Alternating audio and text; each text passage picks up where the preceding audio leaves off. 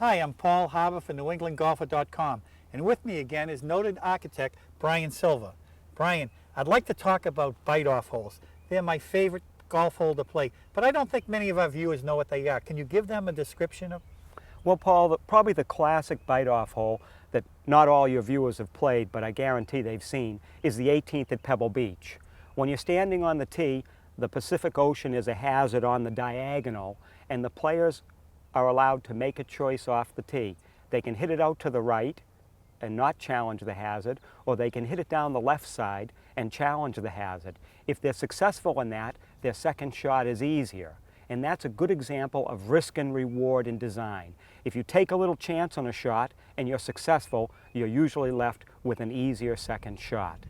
Now in New England, good examples of bite-off holes, the 12th at Shaker Hills, the downhill par 4 that's got a rock wall next to a wetland that's at a diagonal to the tee shot, and the first at Kettlebrook in Paxton is another excellent example of a bite-off hole. On that hole there's bunkers down the right-hand side of the hole, and if you hit it close to the bunkers, if you challenge those bunkers, you have an easier second shot into the green. If you bail out to the left-hand side, and there's plenty of bailout room there, you have a longer and more difficult angled shot into the green.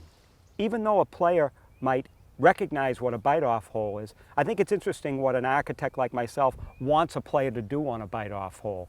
On the 12th at Shaker Hills, what we want the accomplished player to do is hit it down the left-hand side with a fade. If it doesn't fade, they're still on the left-hand side of the fairway.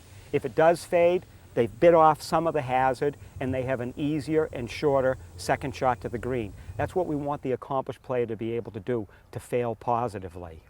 One of my favorite bite-off holes is the Shattuck Inn up in New Hampshire. You can almost drive the green from the tee. It's that much of a gamble. But does it have to be a par 4 or a par 5 to have a bite-off hole? No, a lot of par 3s play with that diagonal hazard concept where the players can hit to an unguarded part of the green. They can roll it onto the green, or they can challenge themselves to try to hit to the guarded part of the green. A really good example of that is the downhill third hole, the par 3 at Shaker Hills. If the pin's in front, you can just roll it onto the green, or if the pin's in the back left protected by the pond, you can roll it onto the front of the green and have the longer putt for birdie or 2-putt for par.